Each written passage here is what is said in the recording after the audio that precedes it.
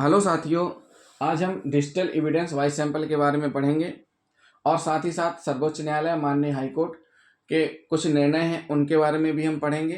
तो जिन साथियों ने हमारा चैनल अभी तक सब्सक्राइब नहीं किया है, हमारे चैनल को सब्सक्राइब कर लें, साथ ही साथ वीडियो को लास्ट तक जरूर देखें। तो साथियों, होता क्या है डिजिटल एविडेंस वॉइस सैंपल में, जब भी वॉइस सैंपल लिया जाता है तो डिजिटल वॉइस रिकॉर्डर जिसमें भी रिकॉर्ड होता है वॉइस सैंपल, उसको जाँच के लिए भेजा जाता है। कहाँ? संबंधित लैब में। जब नमूना लैब में पहुंचता है तो उसकी जांच होती है। स्पेक्ट्रोग्राम, फ्रीक्वेंसी विश्लेषण, लेवल मीटर, ऑडिटरी रिपोर्टर, मतलब वो एक्सपर्ट अपने हिसाब से जांच करते हैं। उनके पास सारी तकनीकी रहती है, उस चीज़ के एक्सपर्ट रहते हैं, उनको उस चीज़ का अनुभव रहता है और सारी मशीनें, सारी डिवाइस वहाँ मौजूद रहते हैं, उसके हिसाब से वो जाँच करते हैं। तो इस संबंध में माननीय सर्वोच्च न्यायालय के एक फैसले पर नज़र डाल लेते हैं कि वॉइस सैंपल लेने और जाँच कराने के लिए क्या निर्देश दिए गए हैं, आदेश दिए गए, उनके बारे में हम नजर डाल लेते हैं। तो सबसे पहला जो माननीय सर्वोच्च न्यायालय का निर्णय है वो है Sudhir Chaudhary versus Delhi, criminal appeal संख्या 700/701 और इसका निर्णय कब हुआ है? 29/7/2016 को। इसमें माननीय सर्वोच्च न्यायालय ने क्या कहा है? केंद्रीय निर्देशक फॉरेंसिक विज्ञान प्रयोगशाला के CFSL के जो निदेशक हैं उनको कहा है सर्वोच्च न्यायालय ने कि एक पाठ तैयार करें जिसे आवाज नमूना देने के लिए पढ़ना होगा। मतलब एक ऐसा पाठ तैयार करें जिसे किसके लिए उपयोग किया जाना है? याचिकाकर्ता का आवाज नमूना के लिए। आवाज नमूना लेने में शामिल प्रक्रिया की निष्पक्षता के संबंध में अपीलकर्ता की आशंका को दूर करें।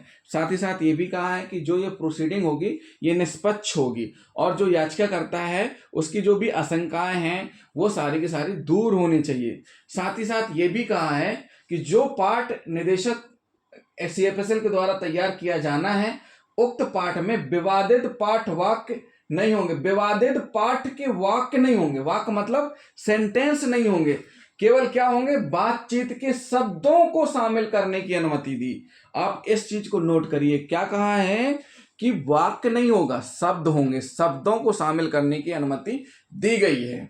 उसके बाद फिर क्या कहा गया है कि जो CFSL है ये तैयार कर लेंगे पाठ, जो भी वॉइस नमूना लेने के समय में पढ़ा जाएगा। उसके बाद विवादित बातचीत का टेप और लिखित पाठ, लिखित 2 पाठ अलग अलग लिफाफे में सील बंद कर पेश किए गए। उनको माननीय सर्वोच्च न्यायालय के द्वारा देखा गया, अध्ययन किया गया।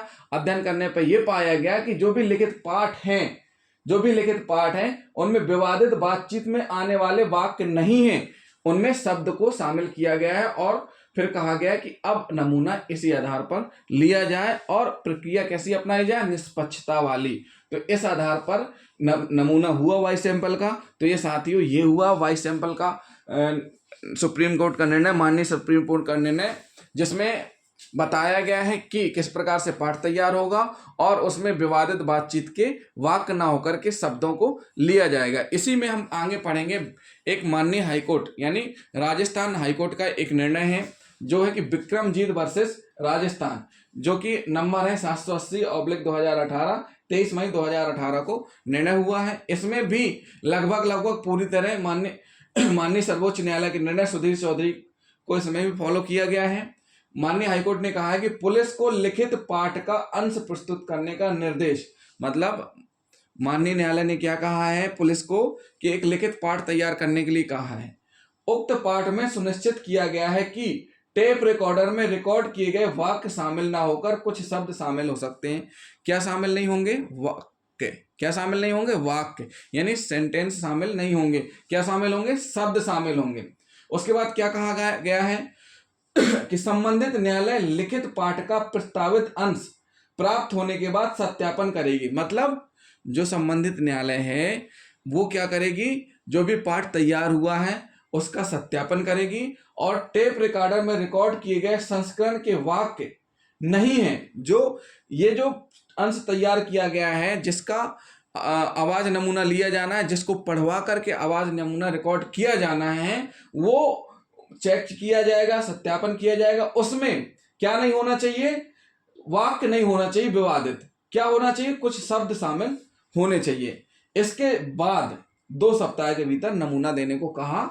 उसके बाद यह भी कहा कि जैसे ही नमूना हो जाता है आवाज का, जिस डिवाइस में नमूना लिया जाता है उस डिवाइस को कहाँ भेजना है पुलिस को?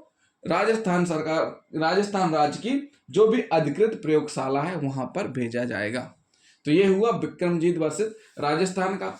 अब हम पढ़ेंगे रितेश सिन्हा वर्सेस यूपी। माननीय सुप्रीम कोर्ट का निर्णय है इसमें, और क्रिमिनल अपील संख्या है 1188/2019, 2 अगस्त 2019 का। इसमें जो सबसे मेन बात ये है कि इसमें जो माननीय सर्वोच्च न्यायालय ने कहा है, जो दो बात आ रही थी इसमें, एक ये बात आ रही थी, क्या भारत के संविधान के आर्टिकल 20(3) में जो किसी अपराध के आरोपी व्यक्ति को खुद के खिलाफ गवाह बनाने के लिए मजबूर होने से बचाता है। मतलब जो 20(3) क्या कहता है कि आप उसको खुद के खिलाफ गवाह बनाने के लिए मजबूर नहीं कर सकते। तो ऐसे आरोपी को अपनी आवाज का नमूना देने के लिए मजबूर होने से बचाने के लिए विस्तारित है एक अपराध की जांच के दौरान। तो उन्होंने कहा कि क्या विस्तारित है एक अपराध के दौरान।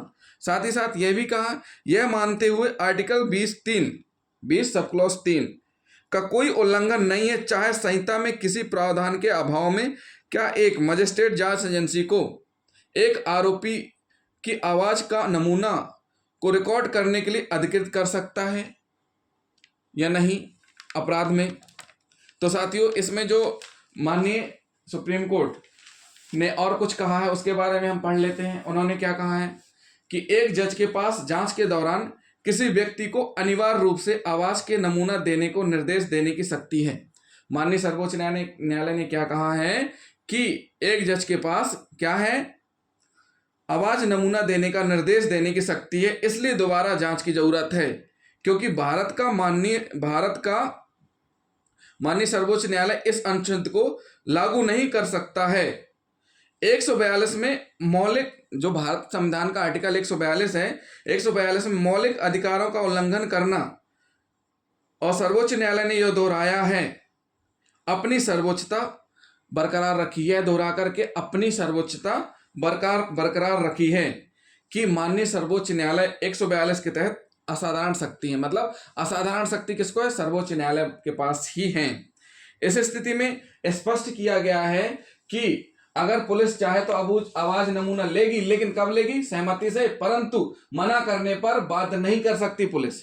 साथ ही साथ ये भी कहा है कि एक न्यायिक मजिस्ट्रेट को किसी व्यक्ति को अपनी आवाज का नमूना देने का आदेश देने की शक्ति को स्वीकार किया जाना चाहिए। कब तक? जब तक कि सांसद या सीआरपीसी या कोई ऐसा विधि या कानून नहीं बन जाता है, तब तक क्या होगा? एक न्यायिक मजिस्ट्रेट को किसी व्यक्ति को अपनी आवाज का नमूना देने का आदेश देने की शक्ति को स्वीकार किया जाना चाहिए। और साथ ही साथ क्या कहा, किसी मामले में निजता का अधिकार पूर्ण नहीं है और इसे सार्वजनिक हित के सामने झुकना चाहिए। सार्वजनिक हित के सामने झुकना चाहिए। निजता के अधिकार को यह दिखाना चाहिए कि उल्लंघन उस उद्देश्य के अनुपात में है जिसे पूरा किया जाना चाहिए। ऐसे भी मामले, ऐसी भी टिप्पणियां हुई हैं। तो साथ ही साथ जो मेन टिप्पणी जो माननीय न्यायालय ने आदेश किया है कि एक न्यायिक मजिस्ट्रेट को किसी व्यक्ति को अपनी आवाज का नमूना देने का आदेश देने की शक्ति को स्वीकार किया जाना चाहिए। और साथ ही साथ आप बाध्य नहीं कर सकते हैं, जो भी एजेंसीज हैं वो बाध्य नहीं कर सकती हैं नमूना लेने के लिए। तो साथियों, ये हुए वॉइस सैंपल से संबंधित माननीय सर्वोच्च न्यायालय, माननीय हाईकोर्ट के निर्णय। तो जिन साथियों ने हमारा चैनल अभी तक सब्सक्राइब नहीं किया, हमारे चैनल को सब्सक्राइब कर लें।